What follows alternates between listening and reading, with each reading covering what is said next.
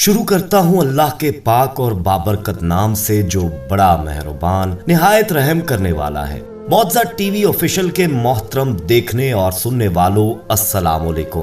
प्यारे दोस्तों, 80 साल की बूढ़ी औरत ने बगैर मर्द के 11 बच्चे कैसे जन्म दिए। जब हमें भी इस बारे में पता चला तो हमने भी यकीन नहीं किया, लेकिन ये वीडियो देखकर और जानकर आपके रोंगटे खड़े हो जाएंगे।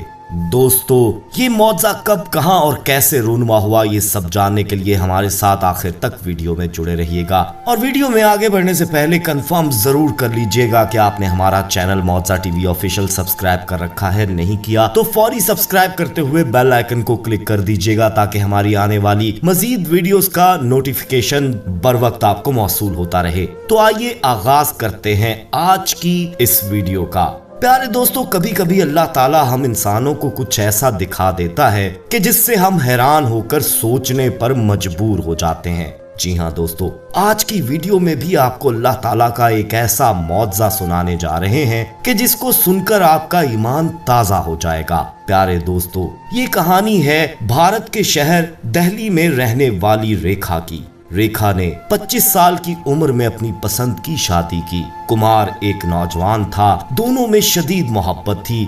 दोनों एक दूसरे के बिन जीने का तसव्वुर भी नहीं कर सकते थे।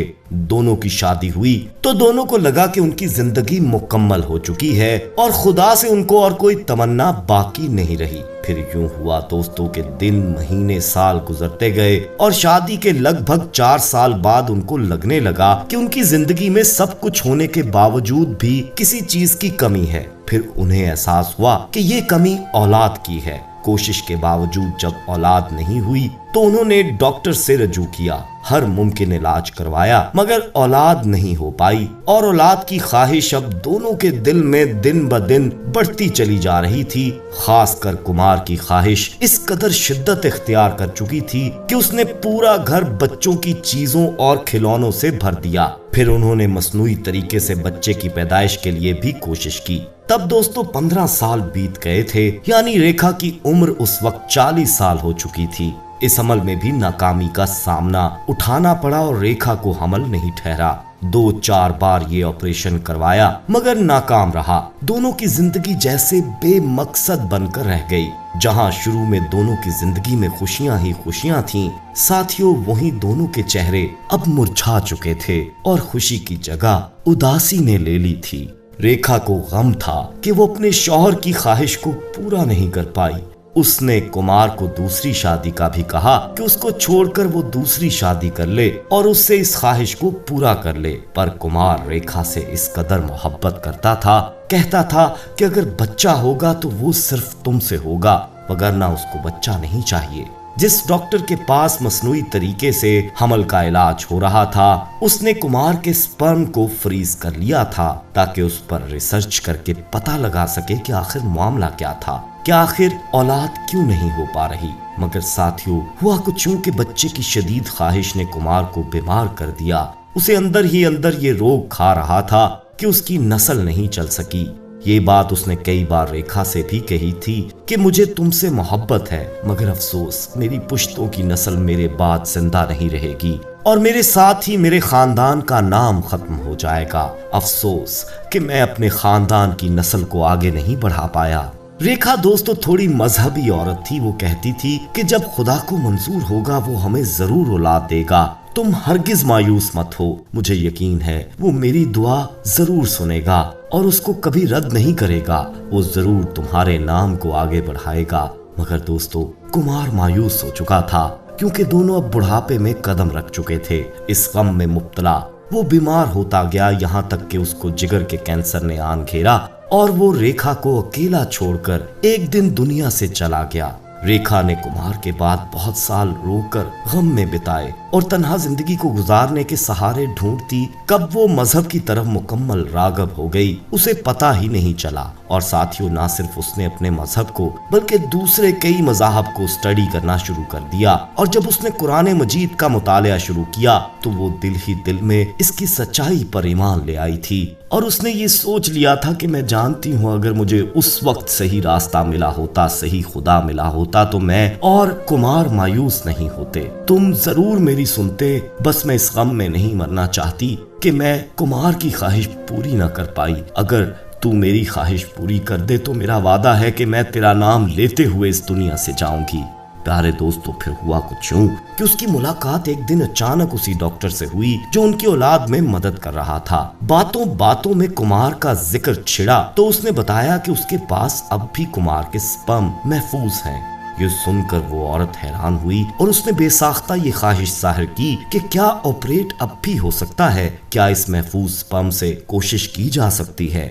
डॉक्टर रेखा की बात सुनकर हैरान हो गया और बोला कि मोहतरमा, अब आपकी उम्र तकरीबन 80 के करीब होगी और सालों पहले से महफूज स्पर्म भी अब तक नाकारा हो चुके होंगे। मगर रेखा को तो जैसे जुनून सवार हो गया और कहीं ना कहीं उसकी मजीद जीने की ख्वाहिश बेदार हो गई। वो बाजिद हो गई और हर खतरे की जिम्मेदारी अपने ऊपर लेने को तैयार हो गई और डॉक्टर की मुसलसल मिन्नत करने लगी कि ज्यादा से ज्यादा क्या हो जाएगा, नाकामी होगी या जिंदगी खतरे में आ जाएगी। मैं हर खतरा मोल लेने को तैयार हूँ, मगर न जाने क्यों मुझे मेरे अल्लाह पर यकीन है, वो मुझे नामुराद इस दुनिया से नहीं ले जाएगा। इसका तजुर्बा ही सही, मगर वो ये करना चाहती है और इस पर वो मुंह मांगी रकम भी अदा करने को तैयार है। डॉक्टर रेखा की जिद के आगे एक दिन हार गया और उसने सोचा कि चलो तजुर्बा ही करके देख लेते हैं, वैसे होता तो कुछ नजर नहीं आता। सो उसने ऑपरेट के जरिए 80 साल की इस बूढ़ी खातून रेखा की रहम में कुमार के महफूज स्पर्म ट्रांसफर कर दिए। डॉक्टर को जरा भी यकीन नहीं था क्योंकि उसकी उम्र में ऐसा कुछ होना साइंस के भी खिलाफ था। दोस्तों, 3 माह बाद जब रूटीन चेकअप करवाने डॉक्टर के पास आई और जब डॉक्टर ने अल्ट्रासाउंड किया तो उसके पैरों तले से जमीन निकल गई जब उसने रेखा के बतन में बच्चे को देखा। रेखा लगभग 80 साल की उम्र में प्रेग्नेंट हो चुकी थी। दोस्तों, ये जहां एक हैरान कुन मौजज़ा ही था तो दूसरी तरफ अब ये चैलेंज बन चुका था और साइंस की दुनिया में ये अपनी नौयत का अनोखा वाकया होने जा रहा था। यही नहीं दोस्तों, कुछ अरसे के बाद दोबारा अल्ट्रासाउंड में जो देखा गया तो डॉक्टर्स के भी होश उड़ गए। डॉक्टर ने देखा कि रेखा के बतन में 1-2 नहीं बल्कि 10 बच्चे नशोनुमा पा रहे हैं। जब ये खबर रेखा ने सुनी तो उसके लिए यकीन करना मुश्किल था कि सारी जिंदगी औलाद के लिए तरसी, हत्ता के कुमार भी ना रहा और अब अल्लाह उसे 1 नहीं 10 बच्चे अता करना चाह रहा है और वो भी इस उम्र में। डॉक्टर्स और ज्यादा परेशान हो गए कि इस उम्र में एक साथ 10 बच्चों का जन्म रेखा के लिए मौत का बायस भी बन सकता है। उन्होंने रेखा से बात की तो उसने जिद की कि अगर अल्लाह चाहता है तो वो इन बच्चों को पैदा करेगी और अपनी और बच्चों की जिंदगी को अल्लाह के हवाले कर दिया। डॉक्टर्स ने 8 माह तक रेखा को अस्पताल में रखने का मशवरा दिया कि खतरे की सूरत में फौरी निपटा जा सके और 24 घंटे रेखा को निगरानी में रखकर मॉनिटर किया जा सके ताकि रेखा और बच्चों को कोई नुकसान ना पहुंच पाए। लेकिन रेखा का ब्लड प्रेशर खिलाफे मामूल हाई रहने लगा था, जिसके बायस बच्चों की सेहत और खुद रेखा की जिंदगी भी खतरे में आ चुकी थी। डॉक्टर्स की मुसलसल निगरानी में रेखा को 8 माह तक अस्पताल में रखा गया और वक्त पैदाइश रेखा का ऑपरेशन किया गया और डॉक्टर्स ये देखकर हैरानो परेशान रह गए कि बच्चे ना सिर्फ महफूज हैं बल्कि सेहतमंद भी हैं।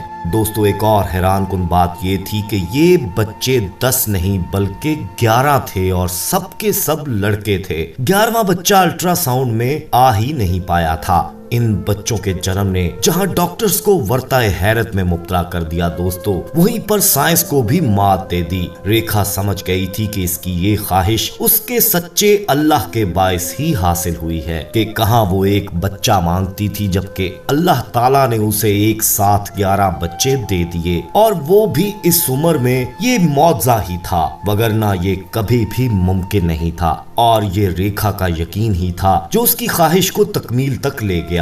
दोस्तों, 80 साल की बूढ़ी खातून ने 11 बच्चों को बगैर मर्द के जन्म देकर साइंस के लिए मजीद सवालात पैदा कर दिए। रेखा ने जब डॉक्टर्स को भी बताया कि ये यकीन उसको इस्लाम से मिला है, तो साथियों रेखा के साथ डॉक्टर ने भी इस्लाम कबूल कर लिया, क्योंकि उसके लिए भी ये नाकाबिले यकीन वाकया था। बेशक अल्लाह ताला कादिर मुतलिक है और वो जिसे जब चाहे अपनी जनाब से नवाज सकता है, और बेशक इन मौजज़ात में निशानियां हैं और इन निशानियों में बस यही गवाही है कि वो यकता है और उसका कोई शरीक नहीं, और बेशक हर शय उसकी मर्जी और रजा की ताबे है। अल्लाह ताला से दुआ है कि वो आपकी हर नेक ख्वाहिश को पूरा फरमाए, आमीन सुम्मा आमीन। दोस्तों हम ये उम्मीद करते हैं कि आपको हमारी आज की ये वीडियो पसंद आई होगी। पसंद आने की सूरत में इसे लाइक करते हुए दोस्तों में शेयर करना मत भूलिएगा, और जाते जाते एक बार फिर कंफर्म कर लीजिएगा कि आपने हमारा चैनल सब्सक्राइब कर रखा है। नहीं किया तो फौरी सब्सक्राइब करते हुए बेल आइकन को क्लिक करना मत भूलिएगा। अपना ख्याल रखिएगा और उनका भी जिनका कोई ख्याल नहीं रखता। आने वाली वीडियो में आपसे दोबारा मुलाकात होगी, तब तक के लिए अल्लाह निगहबान।